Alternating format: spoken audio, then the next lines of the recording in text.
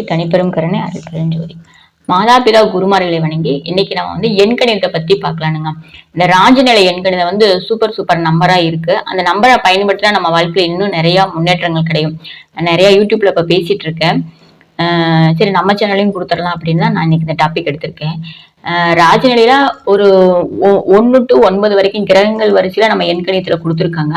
ஆனா ராஜநிலை எண்கணிதத்துல ஒரு 99 வரைக்கும் நம்ம அதை கொண்டு போகலாம்.